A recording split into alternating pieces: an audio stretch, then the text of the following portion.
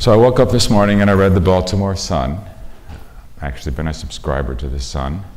I subscribe to a lot of papers, the LA Times, San Francisco Chronicle, New York Times, Washington Post, and I was really disheartened to see the conversation about the killing of Frederick Gray turn to whether or not there was a spring in the knife that they found in his pocket. And I imagined that this was an occasion for the conversation to change, for us to lose sight of the big picture of what happened and what his death represents, and to get lost in the details of whether or not there was a spring in the knife.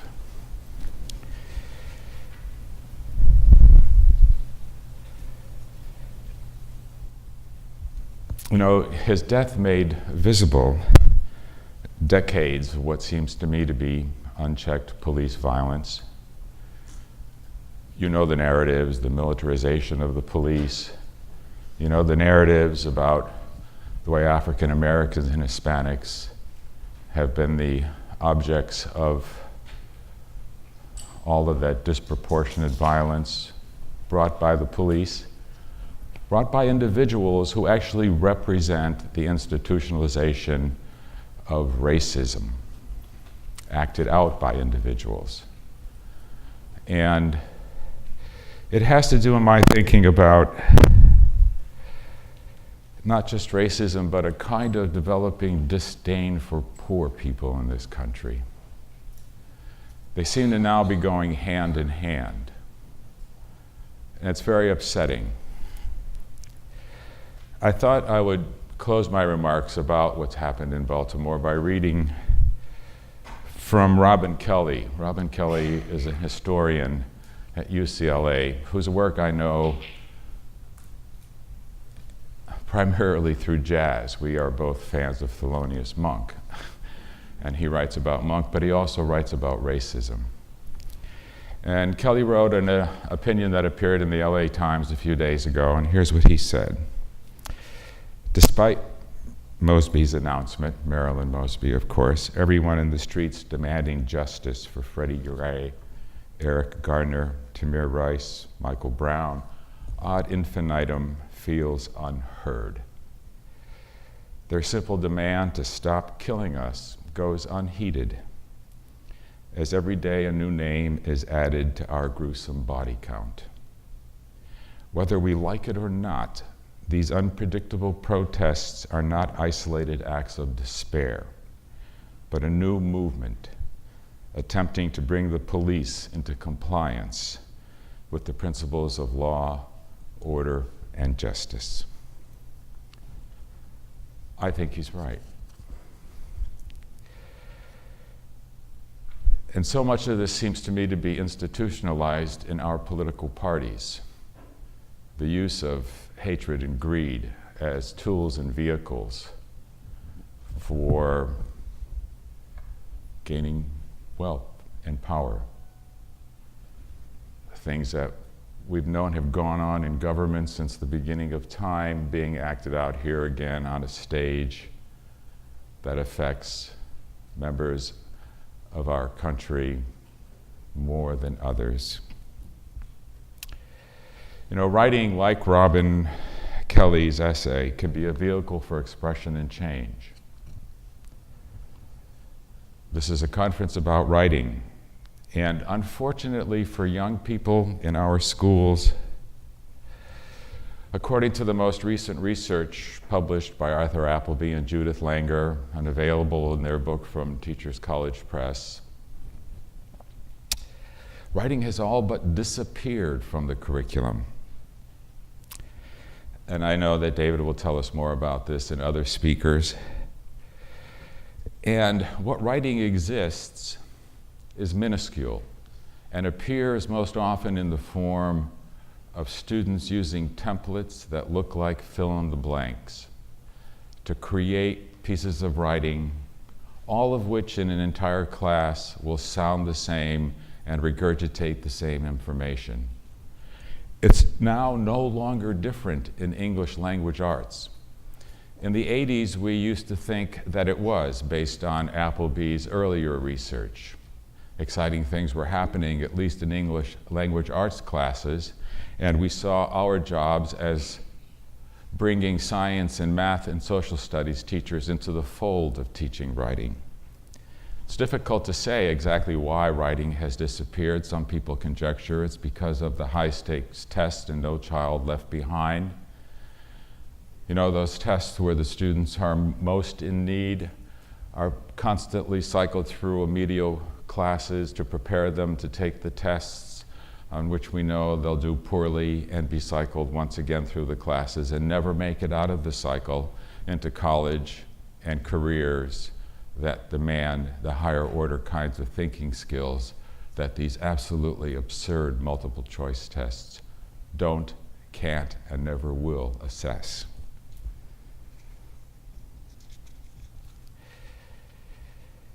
We've even gone so far now as to turn the creation of curriculum and instruction into the filling out of templates.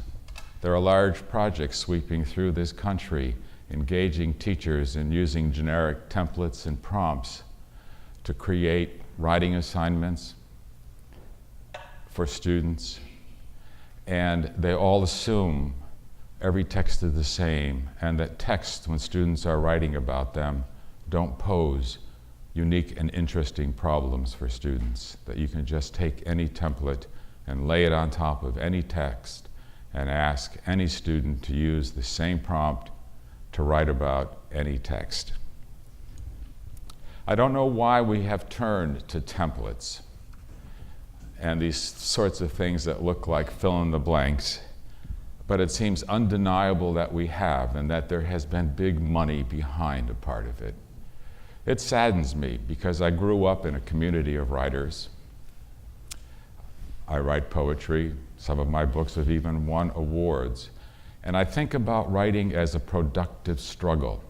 And perhaps our attempts to impose templates on it is another misguided attempt to dummy things down to make them easy. We've lost the belief in productive struggle. Things don't go well and quickly for us or our students. We quickly look for ways to make them simple and repeatable. And they're not. You're going to hear from many writers during this conference, and I'm sure every one of them will talk about writing as productive struggle rather than filling out templates or fill in the blank types of exercises. Most of young people's productive struggles in writing now occur outside of the classroom, in projects like the kind sponsored by June Jordan and Karina Jackson, the National Writing Project, where students write performances, they write raps, they write song lyrics, and they perform them about issues that matter to them. Don Murray, a Pulitzer Prize-winning journalist who took up the cause of teaching writing in the secondary schools for his entire career after he won his Pulitzer Prize, was famous for saying that writing is saying something that matters to someone. That saying something that matters to someone for our young people, especially for our African Americans and Hispanics, has moved outside of the classroom. And when they say they're bored and that the kinds of writing that they do in their classrooms is dumb, they're absolutely right.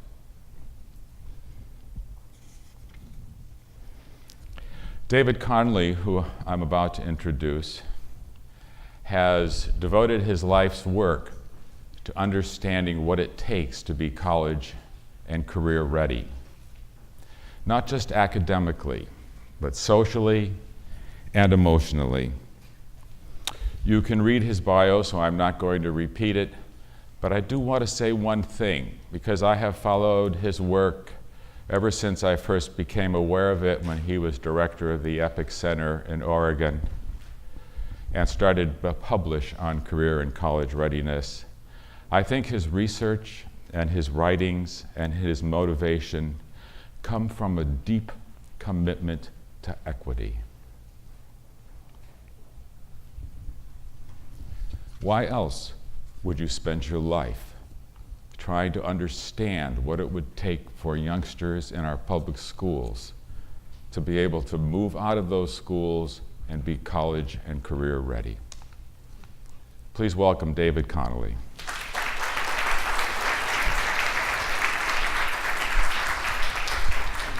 You're welcome.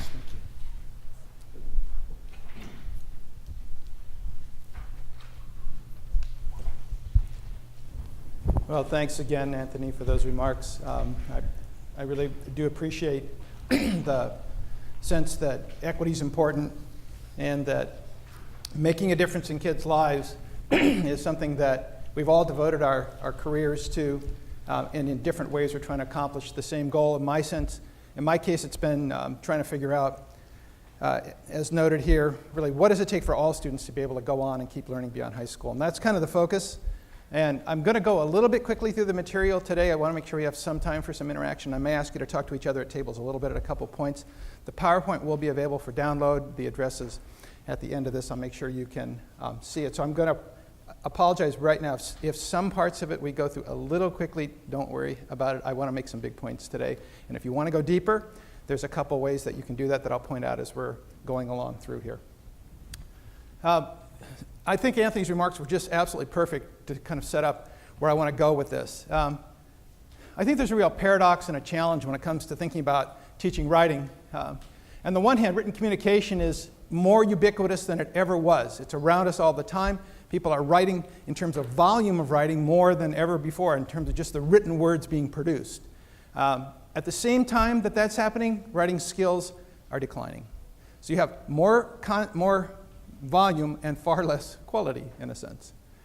So from my feelings that writing as a craft is being displaced by writing as speech. That basically, at one point we understood writing to be the expression in a stylized fashion of your voice.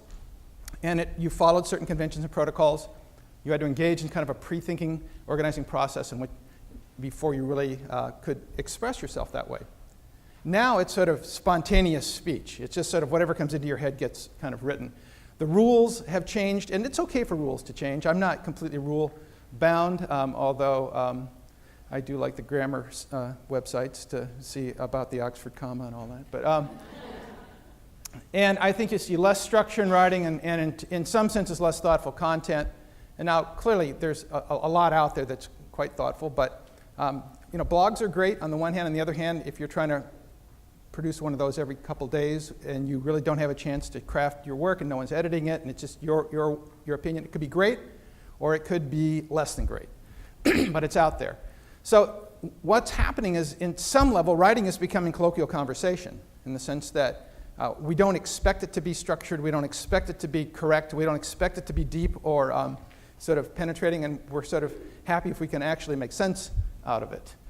The challenge here, I think, is thinking about what the role of formal writing is in a communication-rich world like we have today. And when people won't perhaps devote as much time, and I think you're absolutely right on with what's happening in schools with the challenge of trying to devote significant time to writing. I'll come back to that. So one of the things I want to hit on today is how writing for college and career looks different than social communication. And that we don't want to confuse the ability to produce text with the ability to write for college and career readiness. They're separate.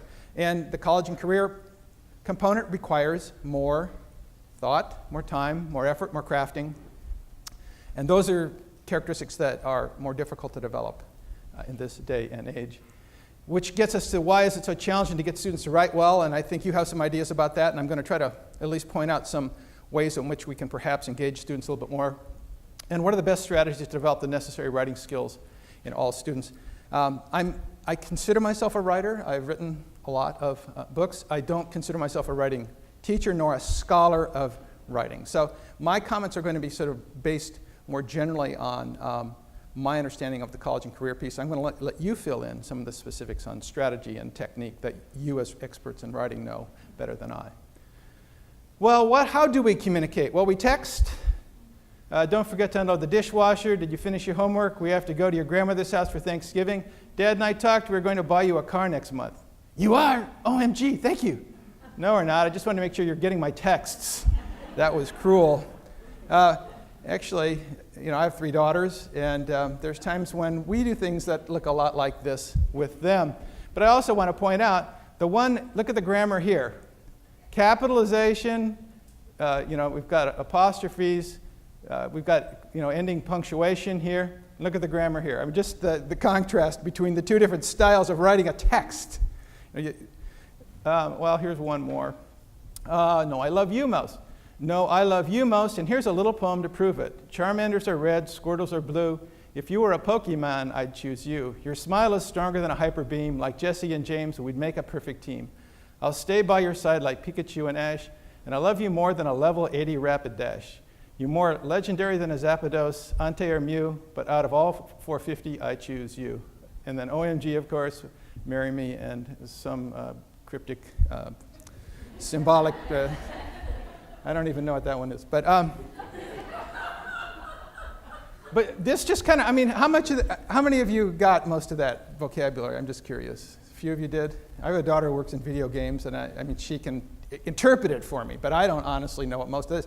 But I just want you to see that sort of the vocabulary, the random punctuation, the imagery, it's all different. It's got its own kind of cultural context, and we're party to parts of it, but not to all of it. And I also want to just note that for me to find 2 examples of texts that I could share with you took me about 45 minutes to get ones that were at least PG. I couldn't, almost all the fails that are out there are not shareable. We text, we tweet. Tweeting is interesting, isn't it? It forces a certain economy of expression, and in fact, people who are good at it can really do some pretty interesting things. Now, that does not include most celebrities in the world, however. Saying we won after watching a sports game is like saying we played really well after watching a concert. So here's someone kind of has the essence of Twitter. They're really kind of summarizing it. Apparently, people who will pay to be subjected to medieval torture devices if you call the place a gym, which might resonate with some of you. And it's not about retweets or followers. It's about alienating your children so they learn to be independent and responsible. That's when parents go out and start tweeting, if you know what I'm talking about. So Twitter has its own kind of, now increasingly these formats are getting their own conventions, aren't they? They're getting their own sort of rules and ways to interpret, and particularly when it's shorthand like this, when you're limited to a limited number of characters. We also get confused by the basics. So here's students were asked to fill in a map of the U.S., and you'll see I'm from this place, which is not Washington. That's not Canada. That's not North Utah. That's not Utah. And that's not South Utah. Las Vegas is in here somewhere. This is empty void farmland. Now that's Detroit, which I don't totally get. They got Illinois right, which I found really amazing. Now Maryland, forget it. You're just, New York is Maine, but it's also one of these 11 states. I didn't totally get that. And all of this is New Hampshire here. So at least the student had a good self-evaluation. I'm so sorry. At least they understood this was not a high-quality piece of work, which is not always the case. So just to kind of shift gears here a little bit, much of what I'm going to talk about today is drawn from the book Getting Ready for College Careers in the Common Core. So if you want to go deeper on some of this material, the book is, what I've done here is customize it around the writing topic a little bit, but the book has some of what I'm talking about in more kind of general terms. But before we get going, one more little digression here, maybe just a bit of my story. When you talk about being college and career ready, my road to college readiness was not necessarily a smooth or straight one. And I think it's worth remembering when you're working with kids that not every student is going to have the same road and the same journey. And when I was growing up, it was very much not assumed that everyone is going to college. And as a matter of fact, the community where I lived, it was the exception if you went to college. So for somebody like me who's, I do a lot of work with the College Board, with the ACT, with Pearson on some of these tests to try to improve them and try to change them. I'm going to get to that later. And the publication I've got back there, I'm going to mention that later, is about changing the systems of assessment. Well, for somebody who's working in this arena with so many of these, in so many of these topics, it's interesting that, in fact, I never actually took any of those tests because when I was in high school, it was really optional if you took something like the SAT or not. And I ran with a crowd of people, young people. I lived in Santa Cruz. We were surfers. College was sort of the least important thing on the horizon. But I signed up for the SAT. I'm not quite sure why. And the date was approaching, and you know how students prep for tests and so forth. Well, my group of friends convinced me that the best way to prep for the SAT was to go out the night before and party. Now, first of all, I don't know why they thought that was a good idea. And second of all, I don't know why I did it, but I did. So the next morning, I ended up oversleeping. I didn't get there. I didn't take the SAT. So I missed out on that whole part of life. And getting to college, for me, was having it be September, and after a nice summer of surfing, realized I didn't really have a plan. And then going to the local community college 3 days before classes started to register. And can you imagine the choices of classes you get? For those of you who are writing folks, one of my classes was an 8 a.m. Monday creative writing class. So think about how creative as a writer you're going to be at 8 a.m. on a Monday morning. But, I learned my lesson the hard way. And I was lucky in that in California, at that time at least, you could go to a community college for 2 years, and if you took a transfer program, you could transfer to a four-year institution. And I was fortunate enough to transfer up to Berkeley, and I spent 4 years there, so 6 overall, but that's another story. But Berkeley kind of shaped my life in a lot of ways, and I ended up getting into alternative schools and helping to found some of the first public alternative schools. And it was a little different time then, and so that's me at the alternative school. I'm certainly glad I took advantage of having hair in those days. But this is not the least of it. I just got to show you one more. Right when I was graduating from Berkeley, I go one step further on the hair. This one, it actually goes off the edge of the picture, if you see right there.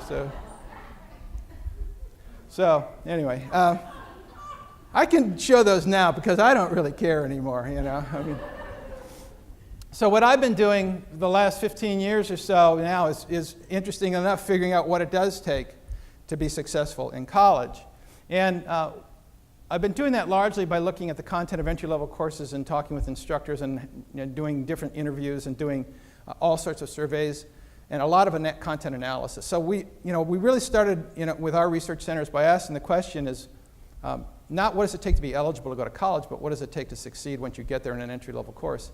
And we basically said admissions tests aren't useful, and we said placement tests aren't useful, and we said high school grades, it's statistically there's a relationship, but we said there's no real connection between high school and college. We run the systems completely separately in the U.S., and we just kind of have a Darwinian approach, and we use entry-level courses in college as the true form of admission, and that works fine if you're trying to sort people. It does not work well if you're trying to have all students reach a higher level of readiness and success in post-secondary education.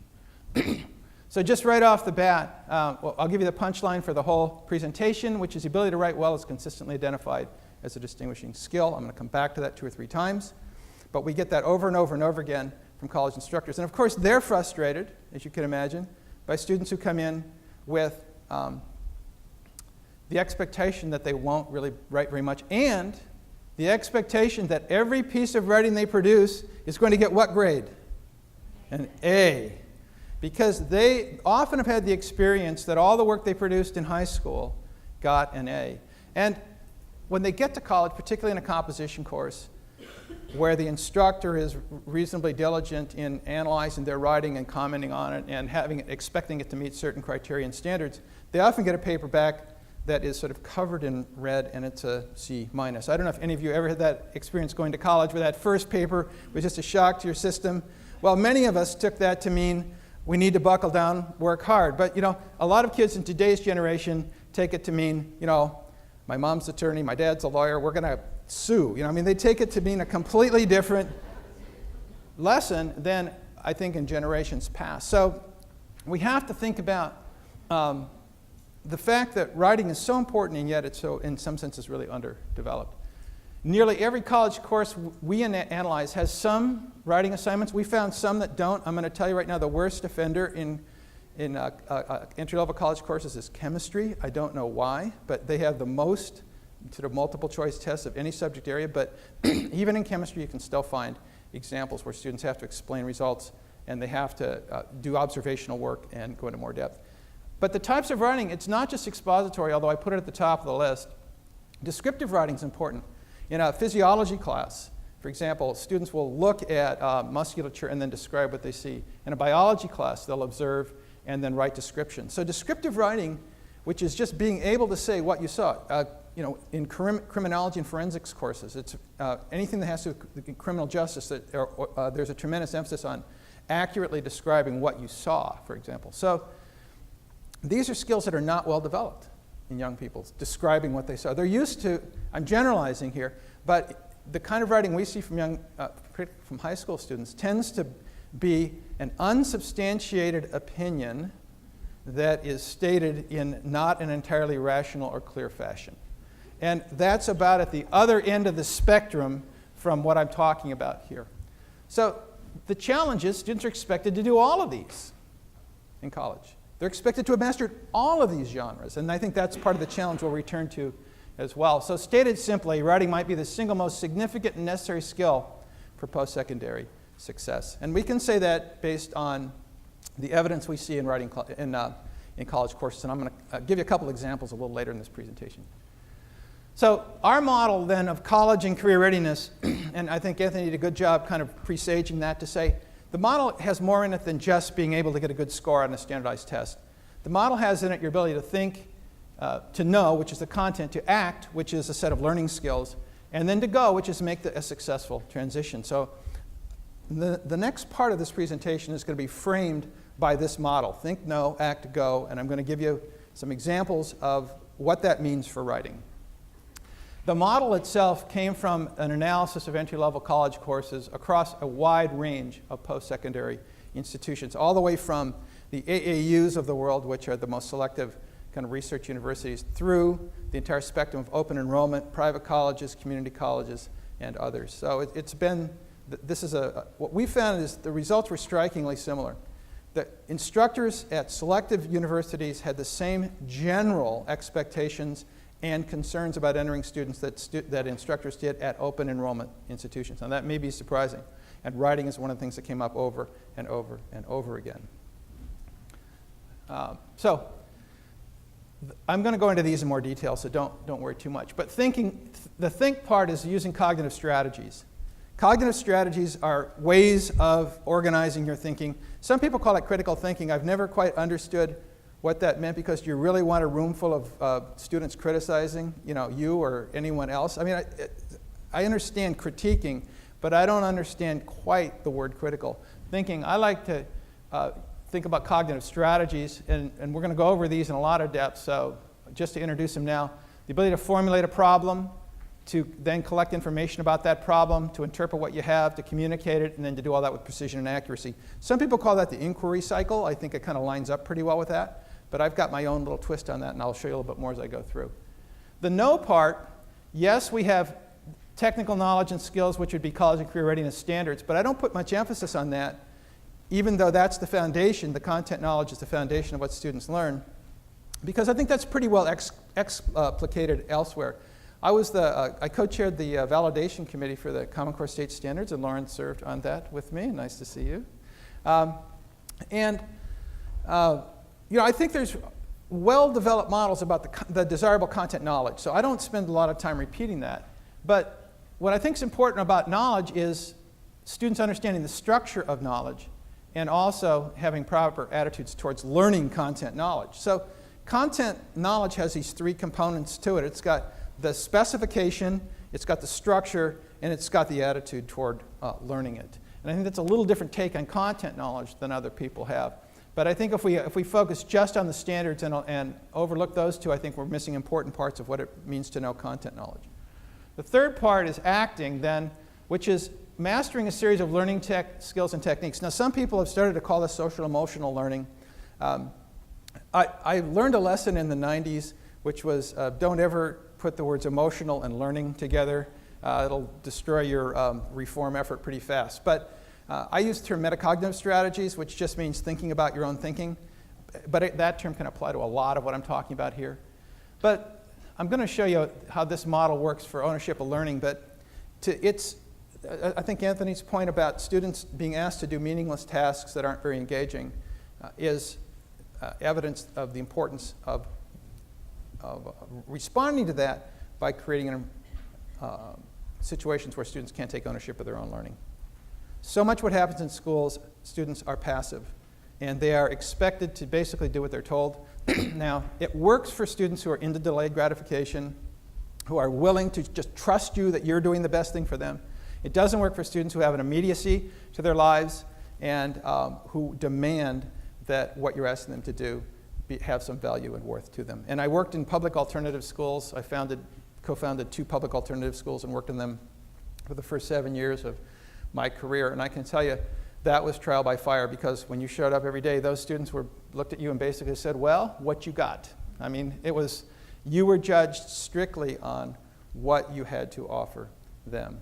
And it was a good test, and it was a good kind of it was a good trial by fire in that my teaching had to evolve really rapidly, or I just would lose the students entirely. And we know this intuitively, and yet, the kind of curriculum models that are getting designed and put into place, and I have to say, a lot of the work around the Common Core state standards ignores the notion of ownership of learning.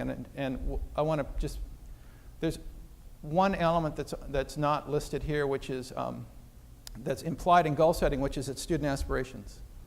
And one of the questions I've been asking over and over again, and I do a lot of work around Common Core still, and around I'm on Smarter Balances Technical Advisory Committee as well, is what reason do students have to engage more deeply and work more diligently and give more based on these expectations that you have in these standards if they don't have any reason to do so? If they don't have any aspiration or goal that necessitates them acquiring this knowledge and doing this work, thinking about this material, why are they going to do it? And you know what's funny is I've never gotten a good answer to that from anyone. If I bring that up at a technical advisory committee and an assessment meeting, I've got all these brilliant psychometricians, and these people are really, really smart. And I'll bring this up, and it like kills the conversation in the room, because everybody wants to get back to the test blueprint. So you've got to. I think we've got to be making this linkage between what we're asking students to do and the meaning and value of it. And then they've got to have the techniques to be able to learn this. And what's really funny is the way that we focus so much on content.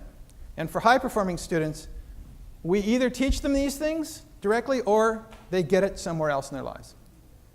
For students who struggle, we do not teach these things, or we don't teach them well, and they really don't have any other opportunities than school to get them. And this is another thing that's completely outside of the discussion. All of the notions of accountability are about acquired knowledge in math and reading. We don't have any measures of acquisition of knowledge, of learning skills. And yet, to be lifetime learners, the learning skills will be as important, if not more important, than the specific content knowledge. And then finally, the go part, which gets overlooked also in a lot of these models, because this is more kind of a sociological model. This is a transitional model. This is role transition. And one of the largest and most challenging role transition that anyone experiences in their life is going from high school to college. It's really even a bigger transition, I think, than getting married. You're changing identity, you're changing involvement, you're changing your family affiliations, you're surrounded by people who are unfamiliar to you in a new environment. It's really traumatic. And if you come back to college if you didn't go right out of high school and then you go 5-10 years and come back, that's in some ways an even more jarring transition in terms of role definition. So we lose an awful lot of people around the transition process itself and not being able to manage it, even though they've got the content knowledge and maybe even some of the learning skills. They don't have some of the other skills that it takes to make that transition. And for a lot of young people, they don't even know the options that are available to them. We have 4,200 or so post-secondary institutions in this country, and students end up going to the one that's the closest to their house, which is, I understand that, but they really don't know what the options are, what the possibilities are, and what one does to connect with that universe of possibilities. So a lot of challenges here that if we're going to get them motivated and focused and engaged and wanting to write and wanting to produce high-quality work, they're going to need to have a reason and a focus, and understanding that college is coming and what it takes, how to make that transition, and then when they get there making that transition are a crucial part of this. So let's take a look at how writing relates to the cognitive strategies, just to review those again. Problem formulation, and you notice it's not problem solving. And that's always another one of these things I don't totally understand is if I give you the problem and ask you to solve it, I call that task completion.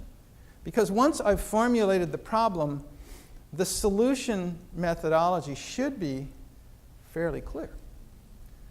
Formulating the problem is the act of figuring out how you're going to solve it. So for me, problem solving is a subset of problem formulation. It's not the larger overarching umbrella concept. And getting young people to develop a hypothesis and then a strategy for formulating a problem and thinking about how to go about it can be the most challenging. I think it is the most challenging around writing when students are basically saying, tell me what you want me to do. Has anyone ever said that to you? And when you put a kind of an open-ended task out there, the first question is how many pages does it have to be? But if we get beyond that one, the next one is really kind of probing to say, what is it that you want? Not what is it what's the problem, not how do I go about this, but it's what do I do to meet your expectations, which is rational and logical on the one hand. On the other hand, it makes it difficult to have students engage in deeper explorations. The research part, identify and collect, we have this kind of odd notion that because students know how to use type in Google on a computer, they know how to do research. And it's just not true. The simplest example I can give you is ask how many students what a Boolean operator is, and you'll see what I mean. And can they use the advanced search features even in Google? Let alone can they search out fugitive documents. And a lot of us ended up having to develop skills that made us kind of understand a lot more about sources. Anybody in this room remember card catalogs? I have a few folks maybe. Okay. Anybody here used to have like a personal system for card catalogs for organizing that information? And in the days of card catalogs, you didn't get 250,000 sources on your list. You'd get 15 or 20. And you'd go into the library and you'd find a source and you'd go into the stacks and then you'd find books around it that were interesting. And I don't know. I'm not arguing for card catalogs, but they did force you to think about your strategy and about identifying and collecting the information. So I think a cognitive strategy is really thinking about how do you go beyond the superficial? How do you check a source on a site? How do you use on a website, how do you use the about feature at least to see what the ideology is of that site and so forth. Interpretation then, this is when you have to actually analyze and evaluate the material you have and organize it. You can use any number of structures, advanced organizers, you can use pro-con lists. There's a million ways to do this, and I think a lot of you probably teach some of these methods.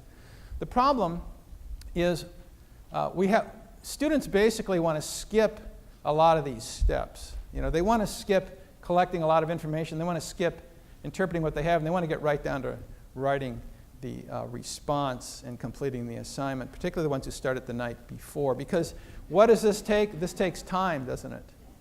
And one of the things that's interesting about time is that the more time you take, the more your brain processes.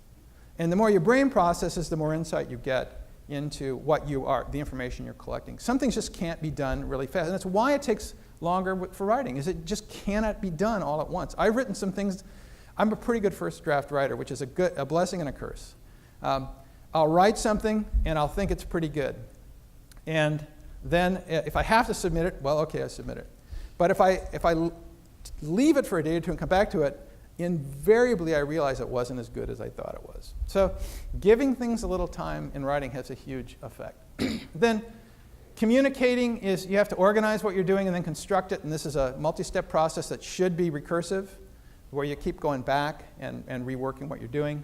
And by communication here, I don't just mean writing. We're in a day and age where you can communicate in a lot of ways. So I just want to make that clear. I think you can do all of these steps and then communicate in a number of ways, but this is really good for writing. And then finally, here's something that's kind of gone out the window in our day and age, which is precision and accuracy. You'd think with spell checkers people would have accurate spelling, but it's just not the case. So, I mean, it's an amazing phenomenon. But it takes more than a spell checker. It takes kind of being aware throughout the process of what's right, what's going right, and what's going wrong. So things to think about with writing and the cognitive strategies. Writing often begins with hypothesizing and strategizing. You have to have some kind of an idea what you're going to write. If not, you get this formulaic writing that Anthony mentioned. You get this thoughtlessness where you're following a template, but you're not thinking. So spending time on this is really important, I think, for students. Most expository writing is going to require source material of some sort. And learning how to use source material is a skill. It does take a lot of practice, and it takes a lot of feedback to learn how to do that properly. Analysis and synthesis are necessary both before and during the writing process. And I think students, they think that they can kind of go through it and maybe get their quotes in there, get their list, and then start writing. Well, a lot of times you get into the writing and you realize, I don't understand this, or I'm not expressing this well. I need to go back and take a look at my analysis and see really if what I said was accurate. So this willingness to be recursive, I think, is an important part of the process. And it only works if you've got a structure within which you're working and thinking. Organizing and constructing requires pre-writing, editing, and rewriting. And I think some young people believe that there's one of the articles in the Constitution, expressly prohibits having to rewrite anything because they act like you're breaking the law when you expect them to do it. And then finally, the precision and accuracy is necessary in the use of language and conventions of the English language. So precision and accuracy is different in every subject area, by the way. But for writing, it really has to do with understanding word choice, conventions, mechanics, so forth. And those are important things. Most teachers don't particularly like to teach the mechanics, but you can't get away from them. So this is, like I said, parts of this are going to be a little overwhelming. I get it. But I wanted to just show you something, which is, this is a kind of a scoring guide we use. I developed an assessment system called Think Ready, which gets at these cognitive strategies. And this is part of the scoring guide. I'm going to go a little deeper into it, but don't worry. I don't expect you to master it. It's got a lot of nuances to it. But for something like hypothesize and strategize, we'll look to see if there's a hypothesis and if it contains a cause and effect statement or a thesis statement for some kind of writing. We're going to see if that statement is sufficient to formulate a potential solution and whether the strategies selected are appropriate to the subject area and are likely to solve the problem. Now, those are four criteria. So this is kind of a criterion-based scoring guide. And you can teach this to the students. And they can kind of self-regulate their own writing to see, do I have a hypothesis? Do I know first, do I know what a hypothesis is? That's a good starting point. But, does it have some kind of cause and effect relationship in it? And that's actually a breakthrough for them to realize that they've got to set a hypothesis in that fashion. Then they're identifying and collecting process. They analyze and evaluate. Their methods are appropriate to the problem. They're sufficiently systematic to reveal patterns in the data or information. Novel idea to them. Hey, what do you mean patterns?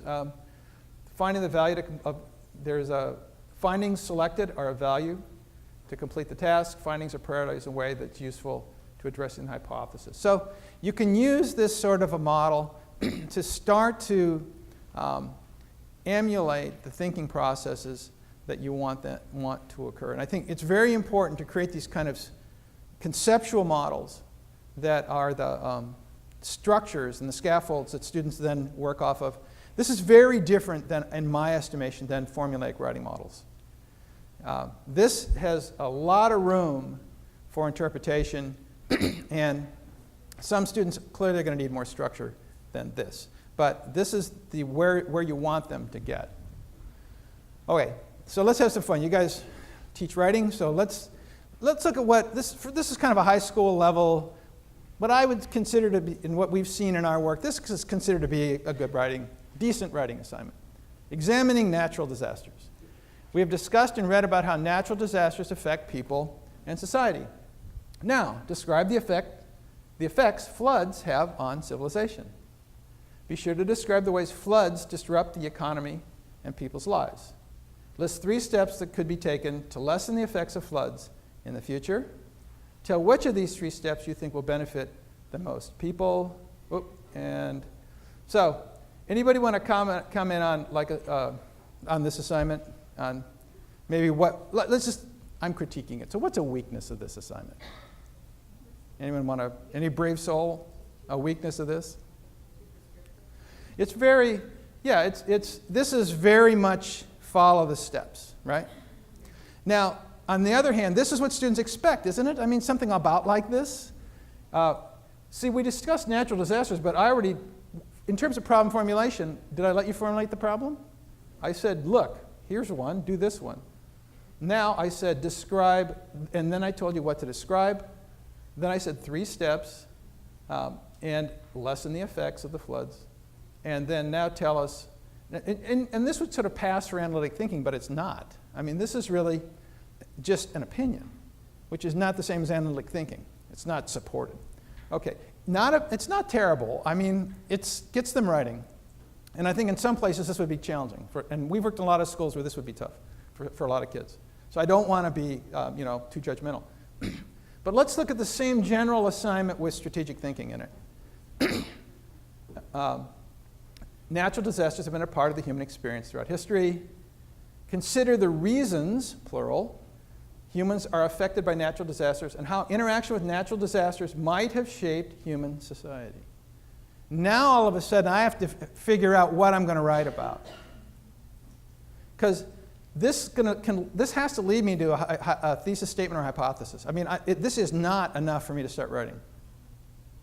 Now, either pick one type of natural disaster that best illustrates your point of view on how society might be affected by this type of disaster, or compare and contrast effects of different kinds of disasters. So, and once again, from a strategy point of view, you have to figure out what you're going to do here, which one of these you choose.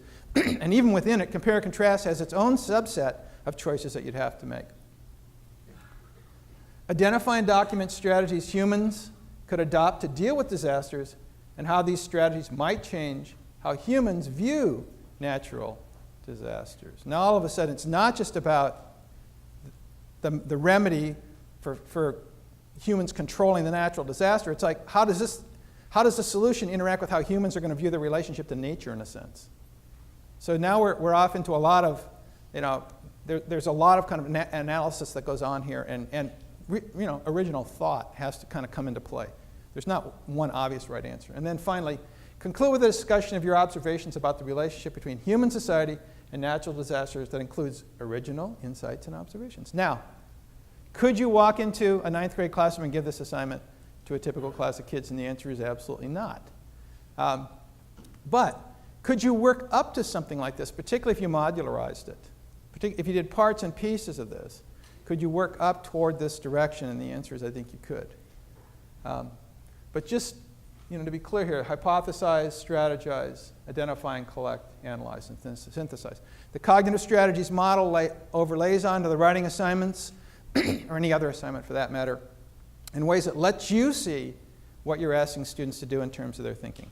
Now, I keep harping on this partly because these are the things that college instructors say they want students to be able to do. So here's a way to kind of get to that. Okay.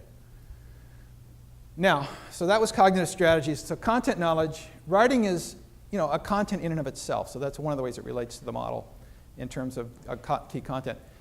Assessment of content knowledge often involves writing at some point. These are kind of obvious, but overlooked. That you're often expected to demonstrate your content knowledge through writing.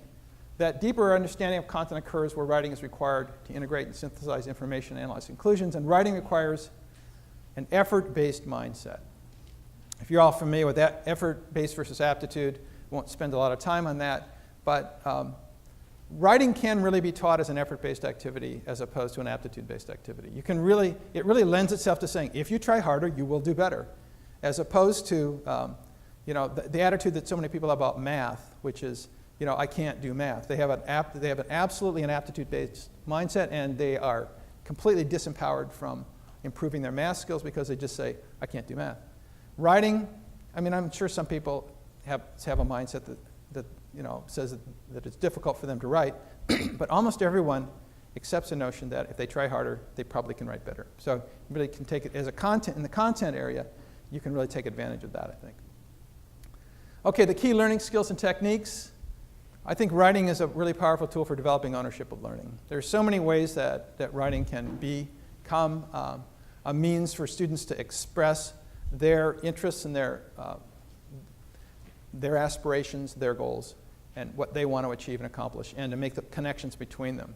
I don't know if any of you are familiar with a program called Road Trip Nation. They actually use video a lot, but they have a lot of writing exercises in which students are expected to interview people from in areas where the students are interested in pursuing a career, and then to put together videos and written material on that. Making those kinds of, and we did an evaluation of the program in an alternative high school, and it really was powerful for those students, really to make some connections. Pardon me? Road Trip Nation. They've been on PBS, and they've got written material out in the curriculum. They also have a video library, and it's a great, I also like the idea you can make the connection between the writing and the video, which I think is really important to do. Many learning skills are developed through complex writing assignments. If you write a lot, you get better at managing your time, your study skills, your outlining, your use of technology, and so forth. Excuse me. It's still about 7 in the morning on the West Coast, so I'm getting going here. Interestingly, collaboration is an important skill for writing effectively. We don't always think about that. Writing is considered, I think, to be kind of a solitary activity, but particularly in college, you'll do much better if you work with others. Plenty of research that suggests that study groups and study teams will do better in college courses than individuals working alone. This is particularly true for first-generational students who just don't have the same kind of social and cultural resources available to them. If they run into a problem, they'll tend to stop. And if you're working in a team, you can get some help and keep going. So things like topic brainstorming, development, critiquing drafts, gaining insight into others' thinking, and improving mechanics are all things that can be done in team settings. And it's something we can teach them how to do while they're in high school. We can teach, or middle school, or elementary school for that matter, teach them how to work with each other. I know there's a lot of the use of kind of critiquing of each other's work, and that's a mixed bag. I think you all would probably agree with that. But some of these other things, like figuring out how to, think through the idea and the development, and just reading to each other and seeing how someone else thought about it can really be powerful and useful. And this is just a quick little example of the problem. These are, if we want to talk about students collaborating, when we talk about homework, this is the percent of the time doing an activity that was spent alone, homework. It's percent of the time doing the activity with others, not family. It's the gray one. There's that. That's the amount of collaborative time that they spend with their peers working on homework types of activities. So this, when you think about writing, they're just sitting at home alone doing it themselves. And this is, I just want to emphasize, for students who are struggling learners, they have one strategy for completing the task, which is whatever you told them to do. And if that doesn't work, they stop. So collaborative teams are really important for struggling learners. And hopefully the team is not all composed of struggling learners. It's why some of, when I do a lot of school visitations, I'll be walking around and I can always tell, the rooms where they've kind of concentrated kids who are struggling, because that's the room with the most kids with heads on the desk. I mean, they're not learning from each other. They're not engaged. And they have no way to get out of the trap that they're in, other than doing things the way the teacher tells them to do it. So here's this ownership of learning model. And the idea is from motivation and engagement. If you can get some of this going on, then this leads to goal orientation, self-direction, or vice versa. But these two are kind of the foundation. And when you've got this going on, you'll see an increase then in self-efficacy and self-confidence, that students will start. Self-efficacy just means really being in control of your own environment, that I can make a difference in my life, which leads to self-confidence. When you've got these going on, the probability then of students becoming more metacognitive and self-monitoring increases. They won't really do that until they're engaged and taking some ownership and having some sense that they can make a difference in their own lives. Then they'll start to think about their own thinking. Then they'll start to reflect on their work. They won't turn in a complete piece of garbage to you and then be surprised when it doesn't get a good grade. When students do that, it means none of this is happening. If a student turns in something to you that's clearly not an acceptable piece of work and then has no idea why they didn't get a good grade, they are missing all of this, in my estimation. Well, if you can get the metacognition, that self-reflection, self-critiquing, that sense of what's working and what isn't and what I need to be doing, that tends to build in persistence, and which we also hear as grit, tenacity. I mean, these words are not exactly the same. I like persistence because grit and tenacity have as a characteristic the idea that you have to kind of be knocked down first and then you get back up. Persistence doesn't have that characteristic to it. You don't have to be knocked down to be persistent. You just have to you have to just encounter and deal with the challenges that come your way. So that's the term that I prefer, but they're all kind of the same notion, which is you'll keep on going in the face of a challenge or a difficulty, and I think this is something that we need to develop in young people clearly in this day and age. Well, guess what? When that's happening, then the motivation and engagement increases. So that's the kind of model that you want to build. You can see how you could build that model around writing, around other content areas. I think teaching students these kind of models is really important, and we don't do it. We don't tell them what's happening in their own learning cycle and what they need to do to improve and control that learning cycle.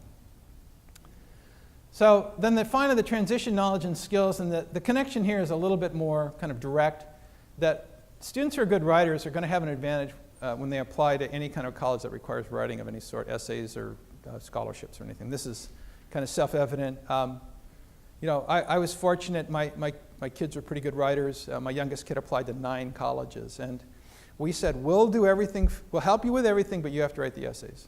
I just felt that was a moral, ethical thing that she has to write them. She was very fortunate in that she could write those kinds of essays and make them engaging and interesting. And she wrote one about imagination in learning, the role of imagination in learning. This was her idea. When I read that thing, I was just completely blown away. I mean, it was really interesting. This is my kid, I'm bragging, okay, but okay, I get it. But the point is, that's an advantage that she had over kids who are going to struggle when they're asked to deal with a topic where they're not familiar, or they can't do a 6-paragraph essay, or what have you. Some colleges are beginning to look more closely at collections of student work samples in the admissions process. So the selective ones always have. It's starting to, you're seeing a bit more of it, and my prediction, standardized testing is clearly under siege right now, and my prediction is you will see attempts by post-secondary institutions to look at more information about students than just the test scores, and writing is the perfect place to look. In the future, it's going to be much more likely that student writing will be a greater factor, and confident writers can also communicate with instructors, peers, and others, not through assignments, but through emails or other forms. Being able to communicate with your instructor intelligently with an email, or with the financial aid office, or with any other part of the institution is really an incredibly powerful skill to have. Students who cannot write well are not confident communicating and writing, and in college, writing is the medium. It continues to be the medium where you communicate, particularly if you want out of a class, you might have to write an appeal or something. But writing is still there as an important factor. So it's really, I think it affects in so many ways your ability to manage that transition successfully. Okay. So now I want to switch and talk about novice expert continuum, and my kids are a theme, I guess, in my presentation. This is my middle kid when she was 16. That's her actual driver's test.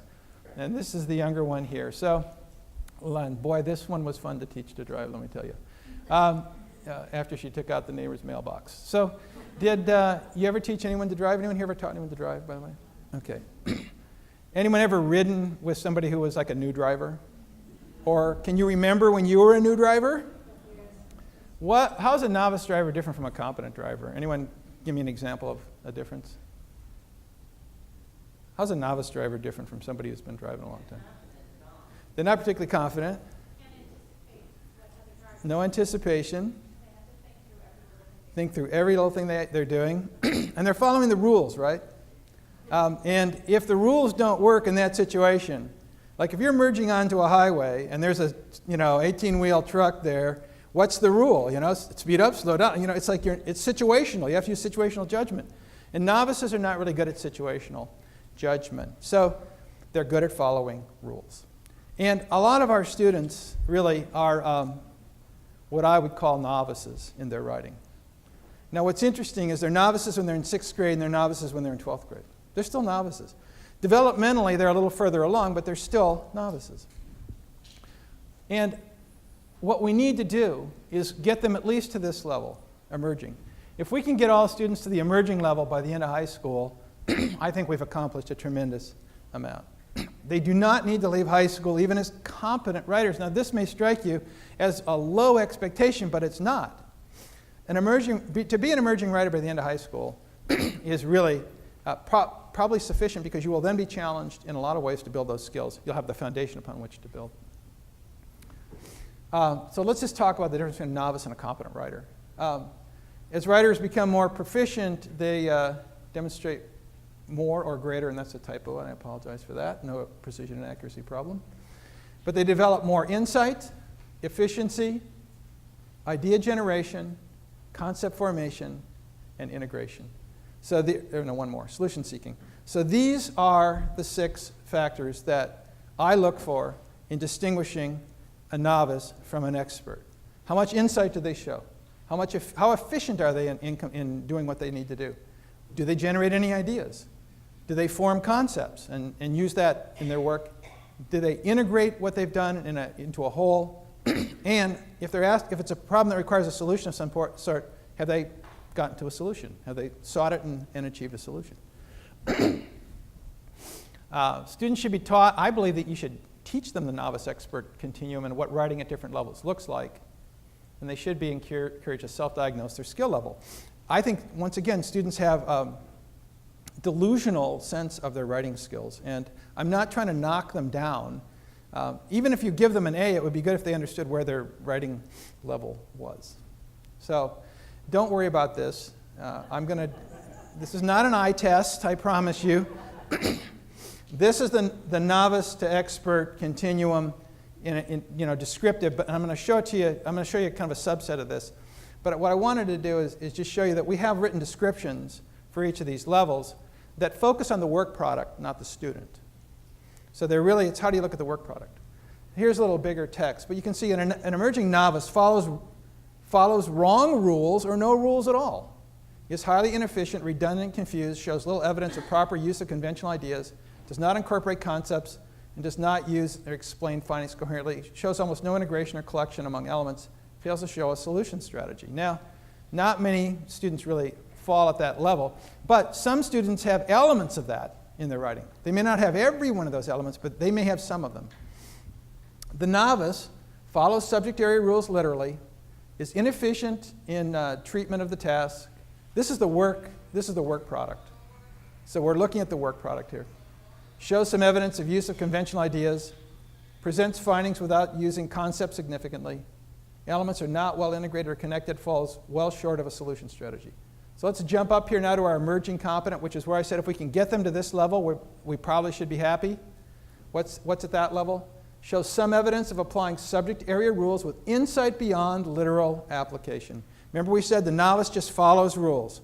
As someone becomes more competent, they understand the rules and the purpose of the rules. There's sometimes when it's okay to bend the rules of the grammar of the English language if you're trying to communicate a point or emphasize something. There's times that when it's okay to split an infinitive, all right? Okay, I've said it. Shows efficiency in completion of the task, but with several areas that could be improved. Shows consistent evidence of proper use of conventional ideas, with at least some evidence of original ideas or variations on conventional themes. How many of you would be happy if all of your students could write kind of at that level? Would you be at least content, and then you could kind of focus on where the problems and challenges were? That's what I mean if we can get to this. Now the scale goes up higher, But I wanted to focus at this end because this is what we see most. These are the problems we see. And if we can teach students that it's the problem, you're trying to emerge from being a novice towards a competent writer, and that there's these 6 areas where you can focus around your insight, and concept formation and so forth, that'll move you along. Okay, this one's even worse. So here we've got our 7 levels, from emerging novice up to emerging expert, and we've got our 6 big organizing themes: insight, efficiency, idea generation, concept formation, integration, and solution seeking. And now what we've done is I've taken what was here, and I've broken it out in more detail. I don't think I'd ever give that to a student, but this is the kind of thing where teachers can engage in meaning making. Teachers can talk to each other about writing. It's a lot when you first look at it, but as you develop the mental model that accompanies this, what happens is fairly quickly you can start to categorize writing on the level and on these 6 elements. And we have done this assessment program with in a lot of places around the U.S. The learning curve is steep, and as a result of it, I don't think it's ever going to be a commercial success or anything like that. But the professional development that goes with this, particularly when you put a piece of writing in front of the teachers and ask them to use these types of tools, is incredibly powerful. And maybe that's all it is. Maybe it's just a form of professional development. Maybe you don't grade students' work with it. But getting to think about writing this way is really powerful from a developmental point of view. Okay, writing in the Common Core.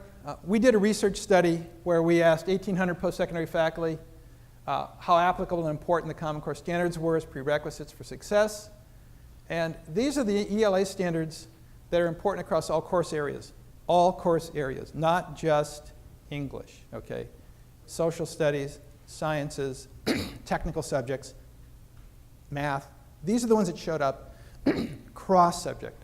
Speaking and listening, which is, strictly speaking, not writing, but it's a very important skill that I think is associated with the writing process, or can be.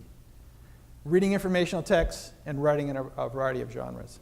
So these show up across all of the areas. So I want to just, writing is right in there, and I just wanted to point that out, that when we talk about the Common Core, which has got a ton of writing in it, we have empirical evidence that validates the fact that if students can do those kinds of things, they will be ready for and more likely to succeed in post-secondary education. A large majority identified writing as a critical foundational skill.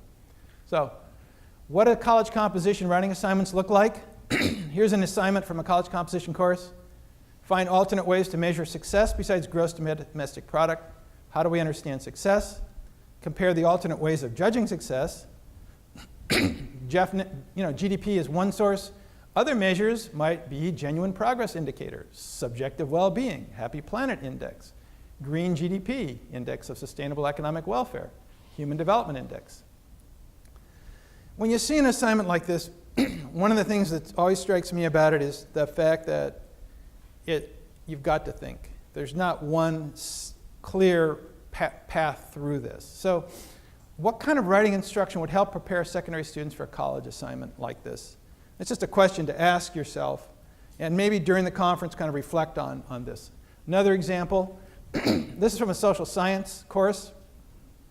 Analyze the logical connections among facts, goals, and implicit assumptions relative to a problem or claim, and generate and evaluate implications that follow from them.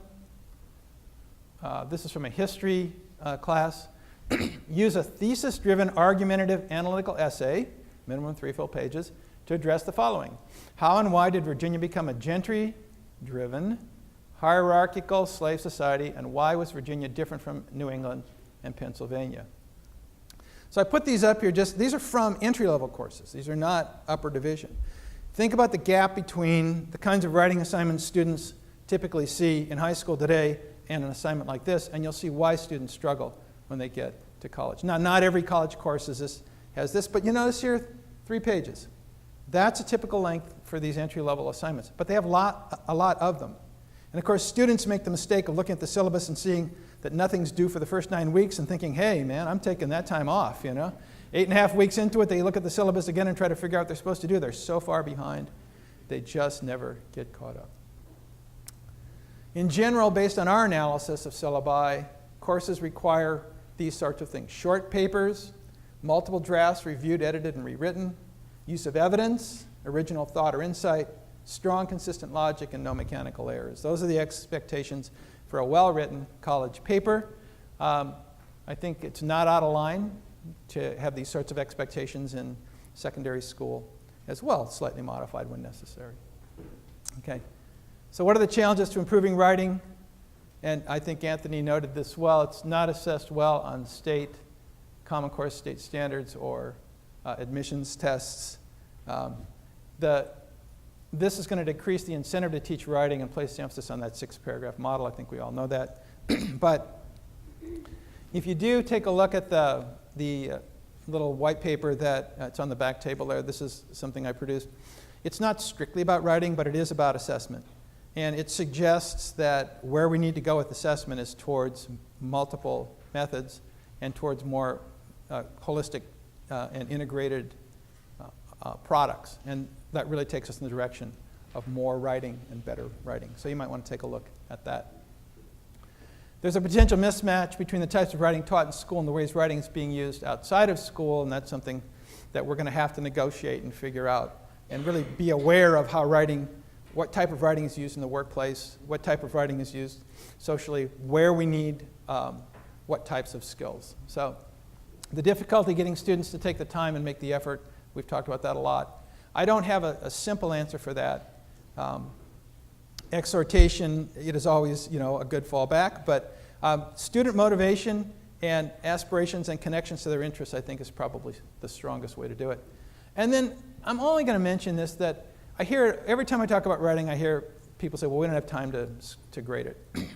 The book has some suggestions on how to do that, but the research says that reading each piece of student writing and then putting random comments on it is a totally ineffective way to improve writing and a total waste of time. And that's how most people grade writing. So other ways to do it include kind of glancing at all the papers and making a list of the major problems you see, and then the major strengths you see, and then doing a reteach in class. Give the students all their papers back, do the reteach on the major problems you saw, have them self-diagnose whether those problems existed in their writing, have them rewrite it, turn it in, and then have them critique. So by the time it gets to you, theoretically they've dealt with most of the problems, and what you do is they then use a scoring guide just to kind of validate the fact that they did what they're supposed to do. But most of the problems that I find in writing are kind of generalized across most of the assignments. It's not as if one kid has a completely unique set of problems separate from everyone else. So becoming efficient, I think, is really important.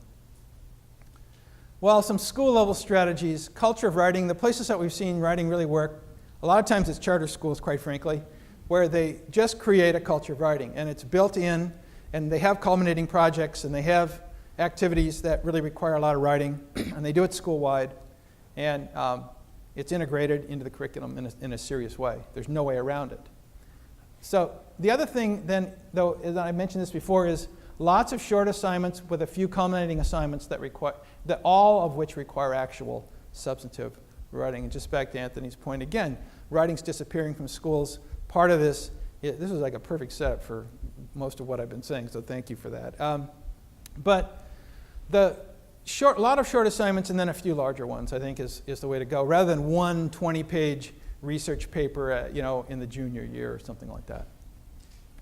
Teachers need PD on scoring writing efficiently, how to use scoring guides, and as I noted, avoiding commenting on every piece of work. The key cognitive strategies, I believe, are a powerful model, and so is the novice expert framework. And then I'd say grade at least one high school writing assignment annually using college-level writing standards. So you take a look at those examples of assignments I gave you and say, what would the criteria be for grading those assignments? And grade a student's work.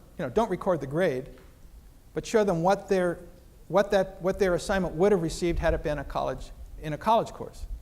You got to be gentle here. I mean, take what I'm saying. Put what I'm saying in context. But the idea here is show them the gap between where they are and where they're going to need to be. So, and then at the district and state level, The white paper talks about a system of assessments that includes classroom-based writing as an important element. More of a learning progression for writing based on the novice-expert continuum that I've talked about, and have that be school-wide and have teachers understand that across grade levels, how writing is supposed to look as it moves across the levels. I think teachers need to be able to share student work and score each other's students' work. The process is, we call it moderation. Other people have different names for it. But I would use it primarily for PD, not for any sort of high-stakes assessment. But just, we found that without fail, it's a powerful experience. If you've got a good kind of a scoring model, that's why I've showed you a different couple of models. If you're just using people's opinions on what's good writing, it doesn't work. But encourage high schools and colleges to collaborate to develop shared understandings of quality writing. We've had great success sitting college faculty and high school faculty down together around pieces of writing. Not just a bitch session about how everybody's blaming everyone, but I'm saying an actual piece of writing and having them talk about it. And then finally, adopt technology that supports efficient writing school-wide. You can do some things with technology that do help make people's jobs easier. So, writing can make all the difference. Give all students a chance to succeed in college and beyond by building their writing skills. And we'll have this posted. It's not up today, but I'll get this posted on EdImagine. And then I have another website that does have a lot of college and career readiness resources that you should feel free to visit. We've got a few minutes here for questions, so I will turn it over to you. There's microphones, or you can shout them out. I'll leave it up to you.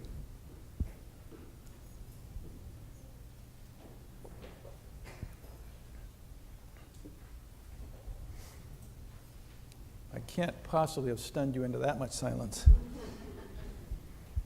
Appreciate you being here today. There's a lot of talk about on your website about college and career readiness and job readiness and breaking career readiness down. So we often run into high school teachers who say, well, this writing's for college ready students, this writing's for college career ready. What is your answer to that mindset? Well, when I talked about descriptive writing, for example, I think that is an example of a type of writing that crosses over the line. You can do descriptive writing for a human physiology course, or you can do descriptive writing in a career technical setting. They overlap a lot. There's a lot of analytic writing. The need to use sources and source material, you can find plenty of applications on the career side where students have to go get other material to use in their writing. You can adapt the assignments. I mean, sometimes I do, in my own teaching, I will adapt. In my class, if I've got PhD students and school administrators who are getting DEDs, I might give them, it's the same concept, but I might let them apply the assignment differently in different contexts. And I think we can be open to letting students have a choice how to apply an assignment, as long as we have the same standard and expectation for them. And looking for that overlap in writing, you can find a fair amount of it.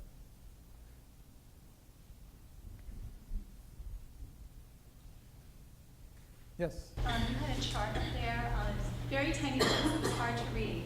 But it was a chart that you said was good for looking at student work and having teachers do some professional development around moderation, around looking at student work and discussing that.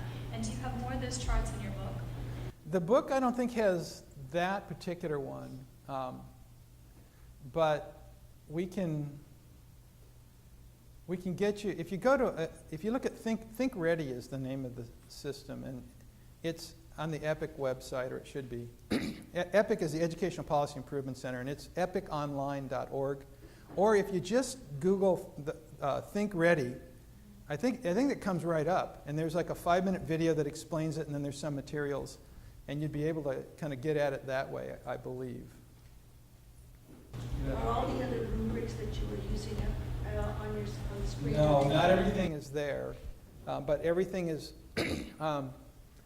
that's the kind of stuff you'd have to probably request from me, because it's so complex that we don't just put it out there, because when people look at it, they kind of, you know what I mean? It requires a little explanation like I just did. I'm willing to share it. It's not real fancy material, but I'm willing to share the material with people. And if you can't find it, you can email me and ask me for it, and I'll just send you a Word document. Nothing fancy. But we've just found that if you don't explain it first, people just like, it's too much. Yes? What is the fine line that you see, in particular between 6th grade, 7th to 8th, and to high school and beyond, of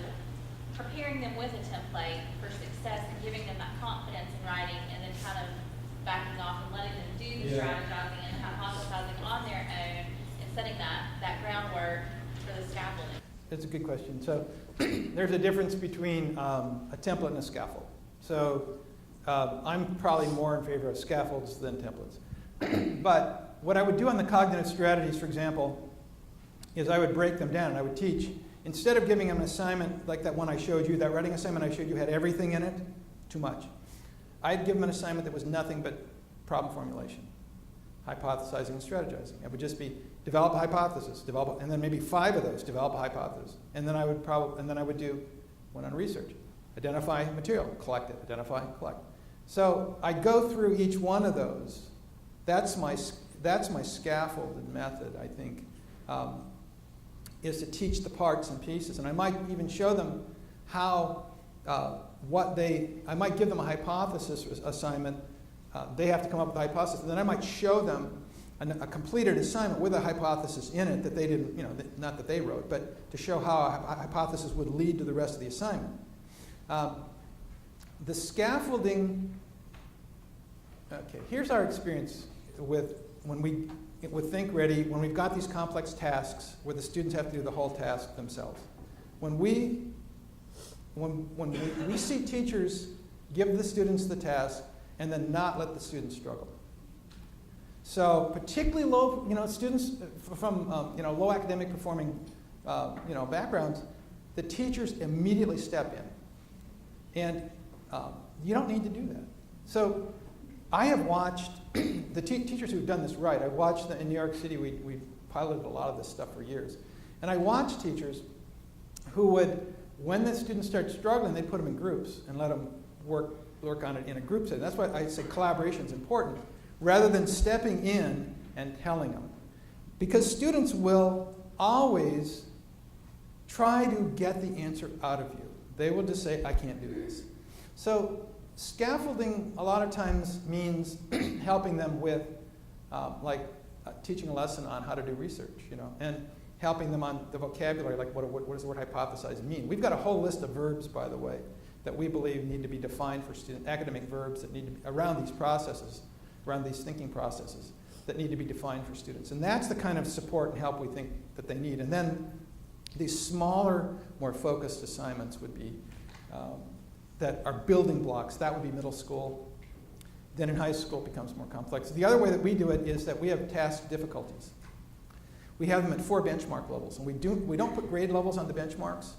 And in fact, what's interesting is a lot of the benchmark level 2 tasks we find teachers in 11th grade picking for their students. We think benchmark level 2 ought to be done probably more like 9th grade, but when we don't put a grade level on it, at least people pick the one they want. So that's the second variable, which is what's the complexity of the content itself. So the 4 benchmark levels for the tasks plus the ability to break it down into just the component of one of the cognitive strategies would be how we approach it.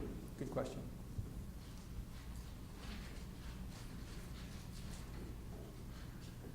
Well, I'm going to jump on an Amtrak and go to DC and then go out to National and fly to Sacramento. And tomorrow I'll be addressing the California State Board of Education on multiple indicator accountability systems. So California is trying to figure out where to go with accountability. Right now they've got an academic performance index that's made up of a reading score and a math score and a standardized test. That's it. And we're going to try to figure out a way to get some other measures in the mix. And some of those measures are performance tasks and larger demonstrations of student skills that would include more writing. So hopefully the tide is turning, and you might be in the right place at the right time. I certainly encourage you to keep up your work and stay with it and spread the word about the importance of writing in the curriculum for college and career readiness. Thank you very much.